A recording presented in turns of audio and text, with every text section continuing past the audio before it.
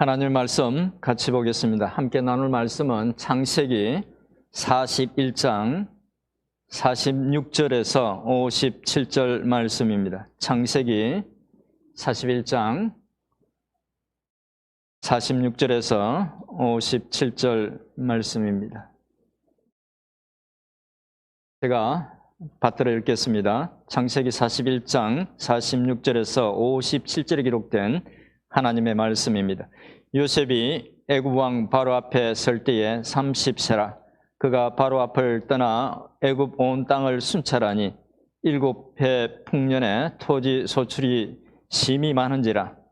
요셉이 애굽 땅에 있는 그 7년 곡물을 거두어 각 성에 저장하되 각 성읍 주위의 밭의 곡물을 그 성읍 중에 쌓아두매 쌓아둔 곡식이 바다 모래같이 심이 많아 세기를 거쳤으니 그 수가 한이 없음이었더라. 흉년이 들기 전에 요셉에게 두 아들이 나되 곧 온의 제사장 보디베라의 딸 아스낫이 그에게서 낳은지라. 요셉이 그의 장남의 이름을 므낫세라 하였으니 하나님이 내게 내 모든 고난과 내 아버지의 온 집 일을 잊어버리게 하셨다 하며 차남의 이름을 에브라임이라 하였으니 하나님이 나를 내가 수고한 땅에서 번성하게 하셨다 함이었더라.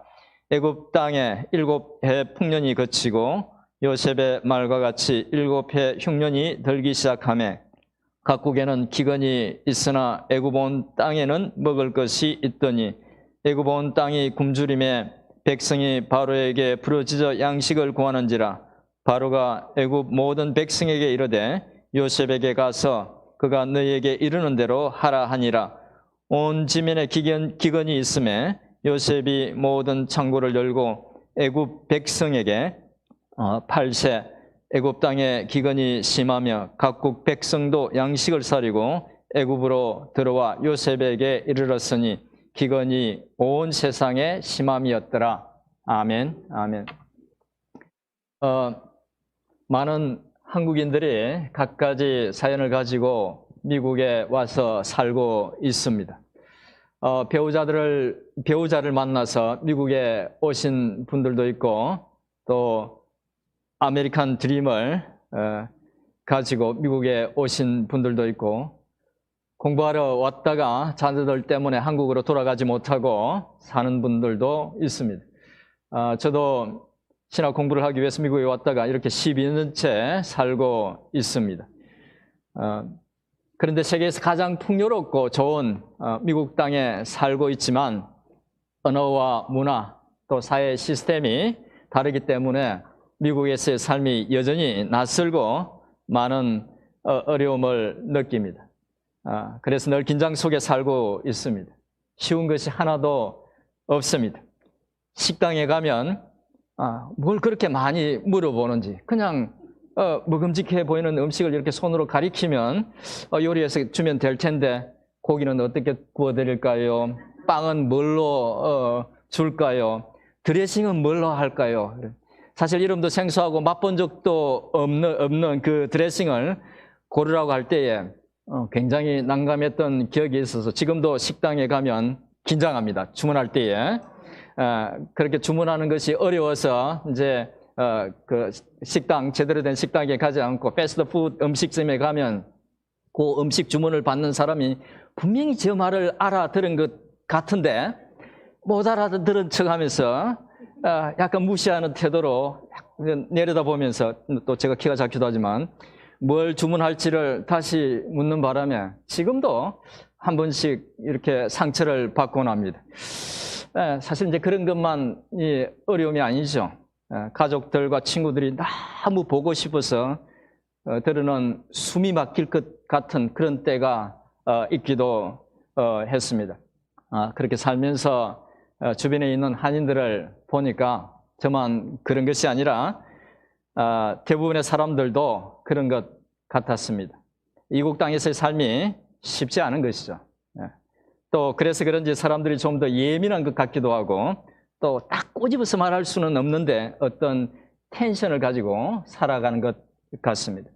그런데 성경의 인물 중에도 본의 아니게 아주 힘든 이국의 삶을 살았던 사람이 있었습니다. 바로 야곱의 아들 요셉이었습니다. 오늘은 그 요셉이 낯선 이국 애굽에서 힘들게 살았던 삶과 그 삶을 살면서 변화된 모습을 살펴보면서 주시는 교훈을 생각해 보도록 하겠습니다. 요셉에 대해서는 잘 아시겠지만 본문에 대한 이해를 돕기 위해서 요셉이 애굽의 총리가 되기까지 이야기를 먼저 간략하게 말씀드리겠습니다. 요셉은 야곱이 사랑했던 부인이 둘이 있었죠. 야곱이 사랑했던 둘째 부인 라헬에게서 얻었던 11번째 아들이었습니다.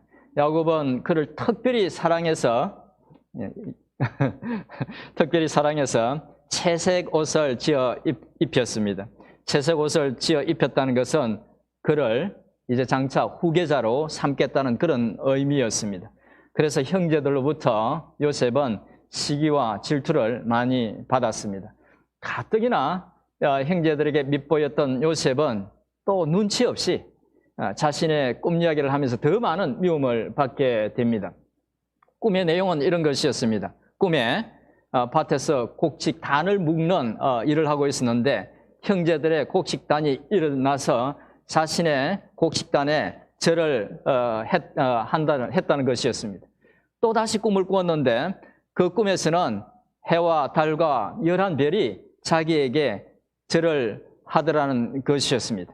그렇지 않아도 형제들은 그를 시기하고 미워했는데 그 일로 더욱 그를 미워하게 됐습니다. 그러던 중에 아버지의 심부름으로 광야에서 양을 치고 있던 형제들을 찾아갔는데 형제들은 그 양치는 곳에 자기들이 있는 곳에 온 그 요셉을 붙잡아서 그 채색 옷을 벗기고 빈 구덩이에 그냥 쳐넣었습니다. 올라올 수 없는 그를 죽이기를 모의하던 형제들은 죽이는 대신에 차라리 그를 팔아버리자고 의논하고 미디안 장사꾼들에게 노예로 팔아버렸습니다. 그리고 형제들은 요셉의 옷에 염소 피를 묻혀서 야곱에게 보여주고 요셉이 우리를 만나러 오다가 들짐승들에게 잡아 먹힌 것 같다고 그렇게 말했습니다. 이 야곱은 요셉이 죽었다고 이제 생각하고 오랫동안 애통해했습니다. 자기가 너무너무 사랑했던 아들이었기 때문에. 그렇게 애굽의 노예로 팔려간 요셉은 바로 왕의 시위대장 보디발의 집에서 힘든 그 노예살이 종살이를 했습니다. 그러다가 요셉은 보디발의 아내 때문에 옥에 갇히게 됩니다. 언제 풀려날 것이라는 기약도 없이 옥살이를 하고 있던 어느 날 요셉은 감옥에서 바로 왕의 술 맡은 관원장과 떡 맡은 관원장 두 사람을 만나게 됩니다. 그들은 어느 날 동시에 서로 다른 꿈을 꾸었고 요셉은 각자가 꾼 꿈을 하나님께서 알려주신 대로 해석해 줍니다. 그리고 요셉이 해석해 준 대로 떡 맡은 관원장은 죽게 되고 또 술 맡은 관원장은 복직하게 됩니다. 하지만 복직하게 되었던 술 맡은 관원장은 이내 요셉을 잊어버리고 맙니다. 그러던 어느 날 애굽의 바로 왕이 7소와 7 이삭의 꿈을 꾸게 됩니다. 그는 자신이 꾼 꿈의 의미를 알고 싶어서 애굽의 모든 점술가와 현인들을 불러서 물어봤습니다. 하지만 아무도 그 꿈을 해석하지 못했습니다. 그때 술 맡은 관원장이 요셉을 기억하고 그를 바로 왕에게 추천했습니다. 그의 추천으로 요셉은 감옥에서 불려나와서 바로 왕의 꿈을 해석하고 또 그것에 대해서 어떻게 대처해야 할지도 말해줍니다. 요셉의 꿈 해몽과 그 대책을 들은 바로 왕은 애굽의 모든 권력자들 앞에서 요셉이 하나님의 영에 감동된 사람이라는 것을 인정하고 그 자리에서 애굽의 총리로 임명합니다. 요셉은 아무런 희망도 없이 감옥에 갇혀있던 죄수에서 단번에 바로 왕 다음가는 권력을 가진 총리가 되었습니다. 오늘 본문은 그렇게 애굽 총리가 된 요셉이 이제 자신이 해석했던 그 꿈대로 7년간의 풍년과 또 7년간의 흉년을 지혜롭게 대처하면서 그 사이에 결혼을 해서 두 아들을 두게 된 일을 기록하고 있습니다. 그렇다면 17세 어린 나이에 노예로 팔려왔던 요셉은 13년의 세월이 지난 후 애굽의 총리가 되었을 때에 어떻게 바뀌어 있었을까요? 본문 46절, 우리가 처음 읽었던 본문 46절은 요셉이 애굽의 바로 왕 앞에 섰을 때에 그의 나이가 30세였다고 말하고 있습니다. 이 말 속에는 여러 가지 의미가 내포되어 있습니다. 13년이나 되는 그 고난의 시간이 마침내 끝났다는 의미도 되지만 유대인들의 사고로 보면 그가 마침내 어른이 되었다는 그런 의미입니다. 30세가 되었다는 말이 요셉이 이제 더 이상 17세에 성숙하지 못한 청년이 아니라 성숙한 어른이 되었다는 그런 의미라는 것입니다. 그리고 그의 그런 변화, 그렇게 성숙해졌다는 어떤 변화는 이국 땅 애굽에서 낳았던 그의 두 아들의 이름에서 엿볼 수 있습니다. 요셉은 첫째 아들을 낳고 그의 이름을 므낫세라고 지었습니다. 그 의미는 하나님이 자신의 지난 모든 고난과 아버지 집에서 있었던 그 모든 일을 잊게 하셨다는 의미였습니다. 첫 아들의 이름을 므낫세로 지었는데 그 이름의 의미가 요셉이 낯선 나라 애굽에 와서 겪었던 그 모든 고난과 또 괴로움을 하나님이 마침내 잊게 해 주시고, 또 지난날 형제들이 자기를 죽이려 했다가 미디안 상인들에게 노예로 팔아버렸다는 팔아버렸던 그 아픈 기억들도 잊게 해 주셨다는 그런 의미였던 것입니다. 둘째 아들을 낳고 또 이름을 에브라임이라고 지었습니다. 에브라임은 애굽에서 홀로 노예로 살면서 억울하게 감옥살이를 하면서 고생했던 자기를 하나님이 애굽의 총리로 세워주시고 그 땅에서 번성하게 하셨다는 의미였습니다. 요셉이 두 아들의 이름을 그렇게 지었던 이유는 실제로 하나님께서 그렇게 해 주시기도 했지만 아마 두 아들의 이름을 매일 부르면서 지난날의 아픔을 잊게 해주신 하나님을, 또 자신의 힘든 시간을 보냈던 그 땅에서 크게 번성하게 해주셨던 그 하나님을 기억하고 감사하며 그 은혜를 잊지 않기 위해서였던 것 같기도 합니다. 이후에 요셉은 자기를 죽이려다 노예로 팔아버렸던 형제를 만났을 때에도 성숙한 어른의 모습을 보여주었습니다. 그는 자기를 판 형제들에게 원한을 갖지 않고 그들을 용서해주고 그들과 화해했습니다. 요셉은 지난날의 일들을 단지 자신에게 상처를 주었던 그런 일들로만 기억하지 않고 오히려 그 모든 일들을 하나님의 섭리로 보았습니다. 그것은 요셉을 다시 만나서 당황해하고 또 두려워했던 형제들에게 했던 말에서 우리가 알 수 있습니다. 창세기 45장 5절을 우리 같이 한번 읽어보도록 하겠습니다. 창세기 45장 5절입니다. 같이 읽겠습니다. 시작. 당신들이 나를 이곳에 팔았다고 해서 근심하지 마소서, 한탄하지 마소서. 하나님이 생명을 구원하시려고 나를 당신들보다 먼저 보내셨나이다. 아멘. 30세의 요셉은 더 이상 17세의 미숙한 요셉이 아니었습니다. 그는 자신의 인생을 하나님의 섭리 속에서 볼 수 있을 정도로 성숙해져 있었던 것입니다. 그렇다면 무엇이 요셉을 그렇게 변화시켰을까요? 우리는 어렵지 않게 미숙했던 17세의 요셉이 30세의 성숙한 요셉이 되도록 한 것이 고난이었다는 것을 짐작할 수 있을 것입니다. 17세 이전에 요셉은 아버지의 총애를 받던 아들이었고 아버지 집에서 가족들과 편안하게 살았습니다. 그러다가 어느 날 형제들이 자신을 죽이려 하다가 노예로 팔아버렸을 때 그는 결코 잊을 수 없는 상처와 충격을 받았을 것입니다. 그리고 이후 언어도 문화도 낯선 이국 땅 애굽에서 노예로 살아가면서 그는 그 형제들이 자기를 죽이려 했다는 그 배신감과 상처 때문에 또 사랑하는 아버지와 동생과의 생이별로 인한 그리움으로 또 별 희망도 없이 고되기만 한 그 노예 생활로 그는 심리적으로 육체적으로 너무나 힘든 시간을 보냈을 것입니다. 한때 잠시 보디발의 집에서 신임을 얻는 노예로 지내기도 했지만 그것은 잠시였습니다. 보디발의 아내의 유혹을 거절하는 바람에 오랫동안 감옥에서 아무런 희망도 없이 보냈던 시간은 요셉에게 있어서 더없이 괴로운 시간이었을 것입니다. 13년간 요셉에게는 그런 고난과 절망적인 상황밖에 없었습니다. 그렇다면 요셉이 단지 고난 때문에 성숙해진 것일까요? 사람들 중에는 요셉이 당한 것과 같은 일을 당할 때에 인격이 성숙해지기보다는 오히려 사람들의 말을 믿지 못하고 소극적이고 소심해지는 경우가 더 많습니다. 하지만 요셉은 그렇지 않았습니다. 요셉은 그 고난의 시간을 지나면서 좌절하거나 절망하지 않았습니다.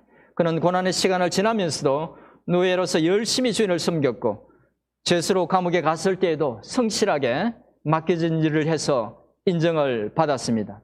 그렇다면 고난을 겪으면서도 그렇게 성실하게 살고 또 그의 인격이 성숙해질 수 있었던 이유는 무엇일까요? 그렇죠. 요셉은 애굽의 노예로 팔려온 후 그 모든 고난 속에서도 그는 하나님을 믿고 의지하며 살았습니다. 어떻게 그것을 알 수 있죠?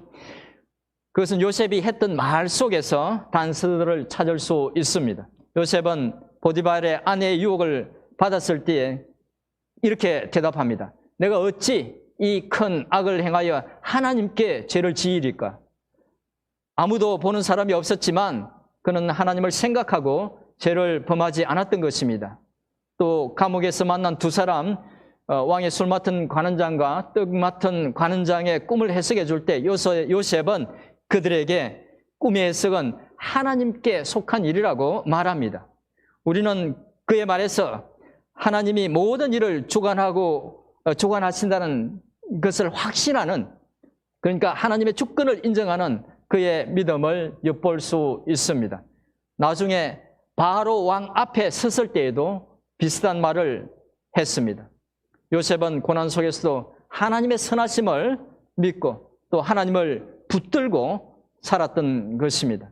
요셉은 이국 땅에서 희망을 가질 수 없는 상황으로 내몰려도 하나님을 믿고 하나님의 뜻을 구하며 살았던 것이죠. 요셉은 고난 속에서도 하나님을 붙들었고 하나님은 그 고난을 통해서 요셉을 성숙하게 다듬어 가셨던 것입니다. 요셉이 이국 땅에서 그렇게 힘들게 살았어도 그가 계속해서 성숙할 수 있었던 이유는 그 모든 힘들고 어려운 상황 속에서도 하나님의 선하심을 믿고 의지했기 때문이었던 것입니다. 그런데 하나님은 그동안 요셉만 다듬고 계셨던 것이 아니었습니다. 하나님은 당신의 백성인 요셉을 성숙한 사람으로 다듬어 가시는 동시에 창세기 3장에서 사탄의 유혹으로 타락한 인간을 구원하기 위해서 시작하셨던 구원 계획도 계속 진행하고 계셨습니다.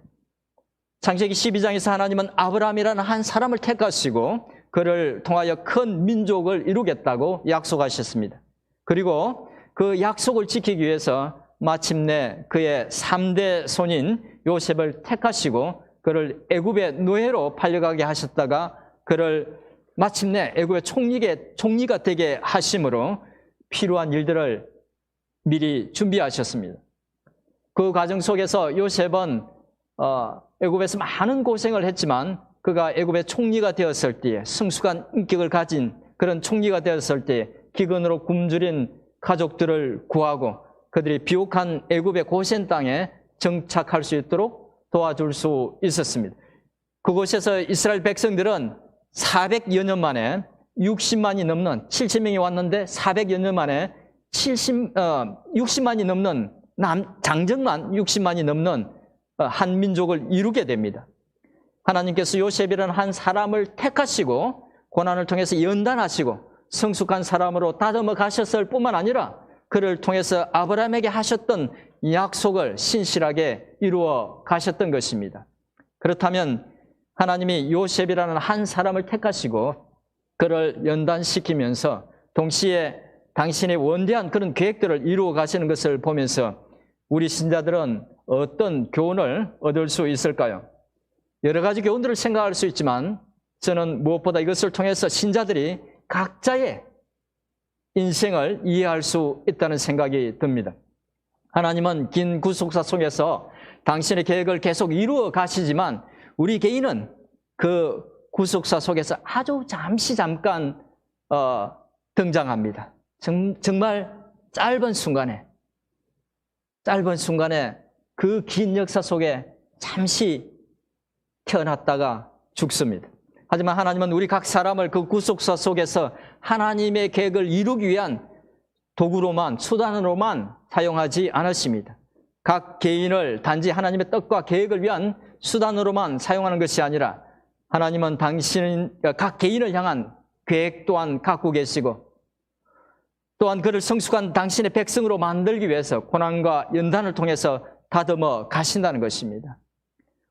우리는 오늘 말씀 속에서 하나님께서 당신의 그 큰 계획을 이루어 가시는 가운데 요셉이라는 그 한 사람도 다듬어 가시는 것을 볼 수 있었습니다. 철없던 요셉은 하나님의 섭리 속에서 13년이라는 긴 고난의 시간을 통해서 성숙한 믿음의 사람으로 성장해 간 것을 보게 됩니다. 마침내 요셉은 하나님의 인생 훈련 속에서 하나님께서 맡기신 그 야곱의 가족들과 형제들을 돌볼 수 있는 지위와 인격을 갖춘 사람으로 성장해 갔던 것입니다. 이것은 요셉만의 이야기가 아닙니다. 성경은 하나님이 택하신 그 한 사람 한 사람을 세밀히 다루어 가시는 모습을 많이 보여주고 있습니다. 아브라함, 이삭, 야곱, 모세, 다윗, 여러 선지자들과 예수님의 12 제자들, 바울 모두 고난과 연단의 시간을 지났습니다. 그리고 그 고난과 연단의 과정을 거쳤던 그들은 늘 성숙하고 겸손하고 순종하는 그런 모습으로 바뀌었습니다. 주님도 많은 시련을 겪고 죽음의 자리까지 가신 후에 마침내 만물을 통치하는 하나님 우편의 자리에 앉으셨습니다. 그렇다면 성경의 인물들만 그럴까요? 그렇지 않습니다. 하나님이 택한 백성인 우리도 마찬가지입니다. 비록 우리는 구속사라는 긴 역사 속에서 짧은 기간 동안 살아가는 그런 존재이지만 요셉을 고난과 연단을 통해서 성숙하게 하셨던 하나님은 우리 각자에 대해서도 역시 특별한 계획을 갖고 인생의 고난과 연단을 통해서 신앙적으로 인격적으로 성숙해지도록 다루어 가십니다.